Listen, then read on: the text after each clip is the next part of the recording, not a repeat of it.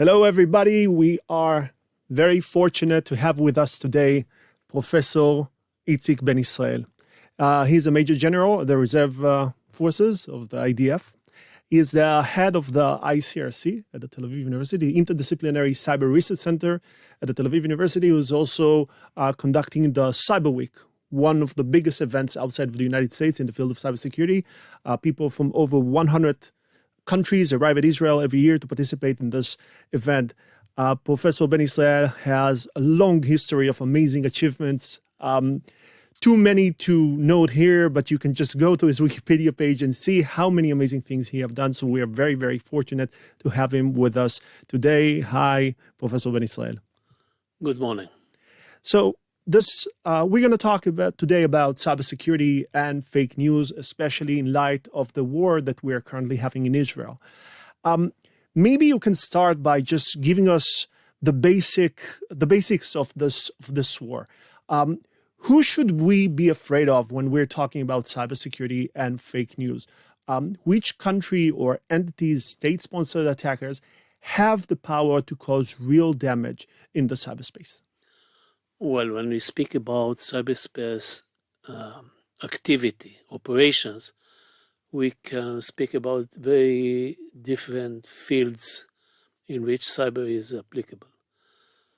One which is perhaps causing the more damage than others is cyber attack against critical infrastructure. You do this by attacking with cyber technology computers that control certain infrastructures like power supply, water supply, etc. Second, an entirely different field is using cyberspace for spying, for getting information. You hack into a computer or iPhone, which, as we know, by mistake we call it a phone. More accurate is smartphone. Smart indicates there is a computer chip inside for gathering information. Another field, entirely different again, is what we call influence or using cyber networks like social networks, internet, etc., not for the two purposes I've mentioned, but for influencing people, change their opinions, starting with trying to influence them whom to vote for. We all remember the intervention of Russians in the elections of former elections of President Trump, and also during wars you can use it in order to influence the opinion of the certain communities by showing certain videos, fake ones, what we call the deep fake, if it is video, etc. Now, fortunately, in this war that we have now with the Hamas, all the three other fields, there is a fourth one, which I mentioned. This is securing yourself against those three threats, okay? Fortunately, we have very good, I mean State of Israel, have very good cyber security, securing ourselves, and therefore the only field which played a real role in the current war is the last one, the influence, because, no one can stop certain fake news to spread over the network, especially if it's not under our control. It can be done all over the world. And this is the main area. Who is doing it? To a certain extent, but very little, the Hamas try to do it, but usually failed. They don't have much capability. The main one, of course, is Iran. And there are a lot of fake news spread by Iranian groups, hackers, or sometimes hackers all over the world, which has some sympathy for for the Hamas, and many times not even for the Hamas, but Palestinians, or many times not even the Palestinians, but Muslims, because there is there is some interpretation of the war between us and the Hamas as a war between the Jews and the Muslims, which is much general, of course, from what is happening today. So maybe you can explain to me, because something very interesting happening now. In past conflicts, whenever the level of conflict between Israel and other entities, usually the Palestinians, went up, we would usually witness a huge number of events of cyber attacks happening against companies, against people. We've seen data leakage. We've seen a lot of defacements of websites. I would expect that during the current war, which it's a much bigger conflict compared to other conflicts, we would see even more active cyber space activities. So we would see more attacks going on. We would see more companies getting hacked. We would see more data getting leaked. But for some reason, it seems like most of the focus of the attackers right now is on fake news and not attacking organizations. Can you explain that maybe? Yeah, I think this is also a lesson we learned during the war between Ukraine and Russia. It's let's say let's speak, for example, about attacking critical infrastructure. Okay, perhaps those who would like to help the Hamas could help them by, for example, shutting off the electricity here in Israel. But as I said before, Israel is very much prepared for this. It's not that it cannot happen. It may happen if we will not do the right things, but we have very sophisticated protection system, which we started 2002. That is, we are now more than 20 years old in this activity. And during war is, if you didn't prepare it before, it's very difficult to implement it during the war. Yeah. You need a lot of intelligence, information. It's a long process. You have to hack into the computer, check what is you have to attack the right computers, the right network, or central points in this network. And it's very difficult to do it in real time.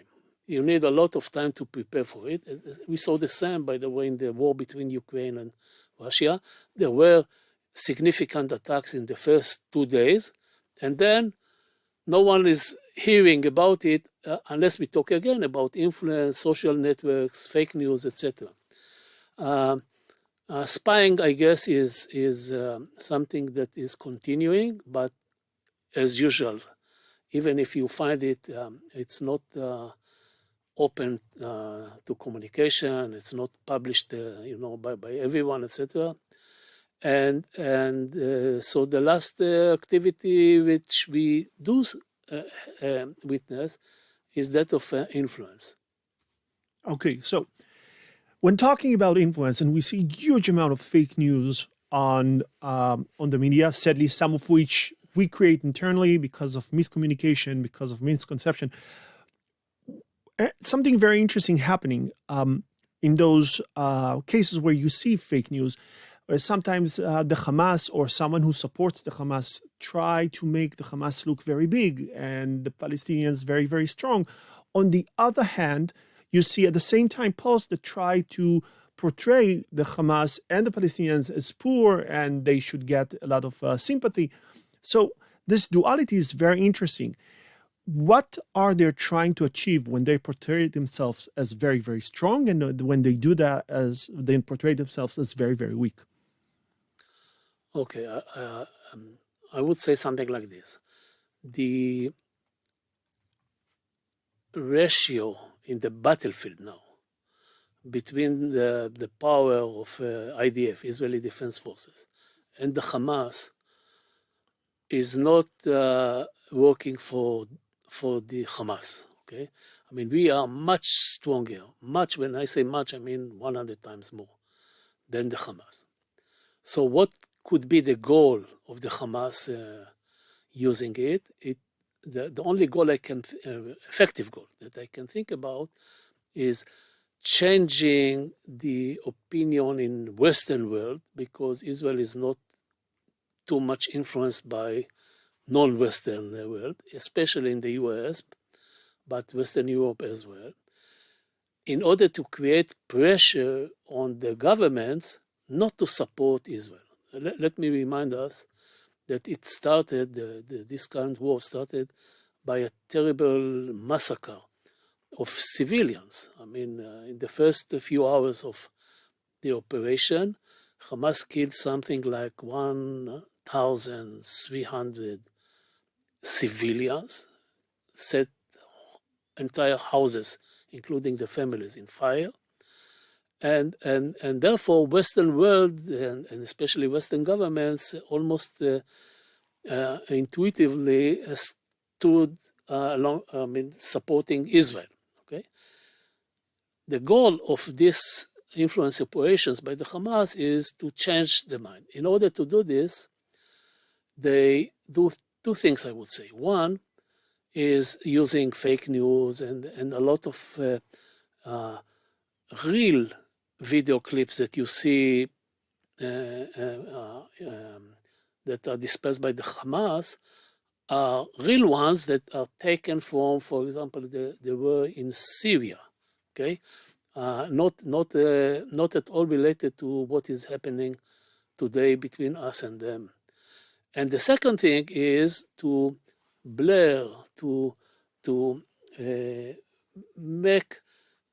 confuse people, okay, that are not very much informed about what is happening, confuse the distinction between Hamas and the Palestinians. The Palestinians, in a way, are a victim here. And let me remind you that Hamas was not elected by the Palestinians in Gaza to rule them. There were elections in 2006. Abu Mazen and the Palestinian Authority won the elections, and the Hamas took power by force there, killing the representatives of the Palestinian Authority, and it's a terrorist organization. There is no. I mean, these are two different issues. When we fight today, we fight not against the Palestinians in Gaza, but against the Hamas in Gaza. And if you watch all these viral videos in the social networks, etc., they have these two goals: changing the opinion and blurring the distinction between Hamas and Palestinians. So this is very interesting. It seems like internally here in Israel, when we talk about our PR, our public relations as a country, it seems like we always say that Israel is not very good at explaining the situation. We are not very good at communicating the situation. And traditionally, it seems like the Palestinians are better at getting sympathy and empathy from other countries. And it seems like it's because of the Israeli narrative versus the Palestinian narrative, where the Palestinian narrative is a narrative of weakness. We are poor, we are being killed, our children are suffering, and the Israeli narrative is a narrative of power. This is the cyber center of the world. We are strong. We have the strongest army in the area. So it just makes sense that it would be easier for people to be more connected to the poor and the weakest. Just the natural human tendency to sympathize with the weakest. But during this war, it seems like we got a lot of support because of probably what happened during the 7th of October. This is why I said one of the goals of the cyber activity in the networks of the other side is to blur this distinction between Palestinians and Hamas. Everything you said about the Palestinians, I agree with. Okay, they are a victim in a way. Okay, but this doesn't apply to the Hamas. This is a very cruel terrorist organization. There is also a cultural problem here, which you may call a disadvantage from the point of view of Israel. Okay, we have terrifying videos taken by Hamas murderers from the first few hours. Okay, babies killed, slaughtered, things terrible. I mean, Jewish tradition doesn't allow us to show them openly in the TV. What we do instead is going with those films, those videos to President Biden, Secretary Blinken, Prime Minister of Britain, etc., etc. We go, show them, and they all see it, and there is no question anymore. But Jewish tradition doesn't allow us to put it openly in the TV because we think it's not respecting the deads. This is a tradition, okay? We need the agreement of the families, and usually they don't give the agreement, and therefore there is some inherent disadvantage here in this type of war, and still, but it doesn't prevent us from showing this evidence to leaders. Therefore, there is a support of the leaders.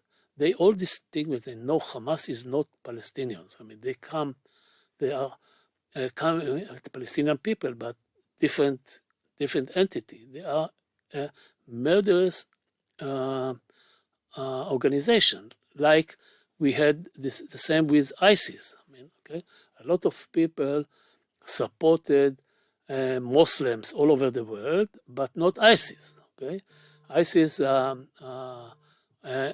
therefore, once the world realized ISIS is very cruel organization, the whole world. This is the first time in history after Second World War in which the whole world, West, East, Russia, the US, Turkey, Iran, everyone were part of the coalition that at the end of the day annihilated ISIS. Same should happen with the Hamas, not the Palestinians. It's very important to differentiate between them. Yeah. Okay. So, obviously, the Hamas and the Palestinians and everybody who's pro-Palestinians understands that fighting the war on social media, fighting the war on the news is very, very important. It's not just the war on the ground, it's also the war on the news. Because to some extent, we could win the war on the ground and lose the war on public opinion, and then it seems like we might have created more damage than do good. What should Israel do in order to fight the current efforts that the Palestinians or pro-Palestinians entities do in order to promote the Palestinians' narrative? Okay, well, I said we must differentiate clearly between Palestinians and Hamas. Same goes for day after the war. Okay, we need to solve the conflict between Israel and Palestinians. This is a leftover problem. I mean, the first time in which Jewish people living between Jordan River and the Mediterranean Sea and Arab people, first time since they started to shoot each other was 1920. It's more than 100 years ago. Okay, and then when Israel was declaring independence and we faced another problem, and it's not between us and the Palestinians, but between us and the neighboring countries, which were much bigger threat. So we, in the last 75 years since independence, we devoted most of our capabilities, including cyber, by the way, with a reference to states in the Middle East, hostile states. But this problem is, I wouldn't say not existing anymore, but much less threatening than it was 75 years ago. Few states like Iran that we mentioned are still doing it. And we didn't pay too much attention to the fact that we were left with the issue of the conflict between us and the Palestinians. And if you ask me, we need to go from the point of view of the government policy, etc. We need to change our conceptions and do something actively in order to try to solve this issue. So one last question on that before we will go back to social media and fake news, and we will touch artificial intelligence in a second. There is a disadvantage. I agree with everything you said, obviously, and I think we should differentiate between the Hamas and Palestinians. But there is a big disadvantage in doing that, and I want to hear what is your opinion on how you should settle this problem. The more you differentiate between the two, the more people will ask, so why are Palestinians currently getting killed in Gaza and not the Hamas? So we hear about a lot of casualties from the Palestinian side. And as you said, they are the victim of this situation. So how would you settle those kind of things? No, we don't bomb or do anything against Palestinians. We do a lot of things against Palestinians that belong to the Hamas. But this is Hamas, not Palestinians. And as I said, we have, perhaps it's not so self-evident from the pictures dispersed in this social network, but we have to draw the line. Okay, so going back to fake news and social networks, it seems like with today's artificial intelligence advancements and artificial intelligence tools, it becomes easier and easier for people to create fake news in very, very high quality. And 3 years from now, 5 years from now, it would be impossible to differentiate between a real video and a computer-generated video. So fake news will become a much bigger problem. How do you see the future of fake news, especially in light of artificial intelligence advancements? And what do you think we should do in order to try and mitigate some of those threats? We don't have to wait 3 or 4 years. You can see even today certain examples.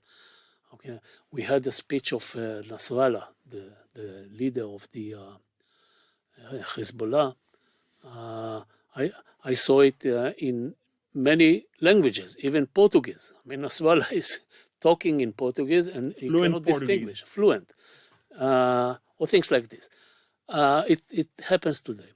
This is the bad news. The good news is this is done by computer algorithms, and therefore, in principle, you can distinguish between a fake one and a real one.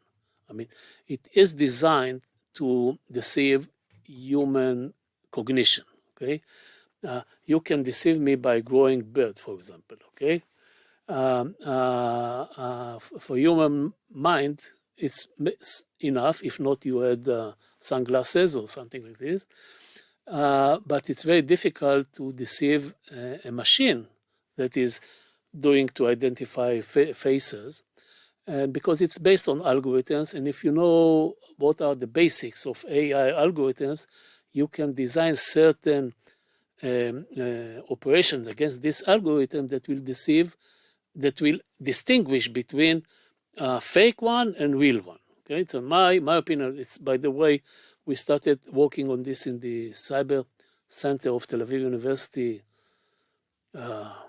perhaps 10 years ago, when you were still a member of this center, on trying to find automatically by the machine, trying to check if something that you release to the social network is real or not. Imagine yourself, there is like traffic.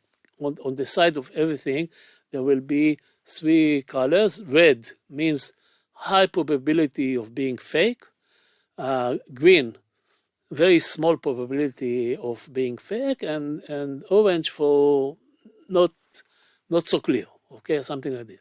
It can be done in principle. It was not an interest of anyone to spend time on designing and building such algorithms, but in principle it can be done. It's very difficult to imagine and even normal activity. It's not only about times of war, but let's say I sell you something, I want you to do any activity. If we will not have good algorithms to distinguish between fake and real ones, we will be in big trouble. So definitely, we already saw during this war a lot of fake news, videos of the Hamas using highly sophisticated military tools to attack Israel. But apparently, all of those videos were taken from a computer game. And honestly, I saw those videos. It's very, very hard to know that those are not real videos. It seems like absolutely real. So yeah, technology allows them to create better and better fake news. But you believe that it's going to be okay because we will be able to fight this technology with anti deep fakes, anti fake news technology, right? So that's amazing.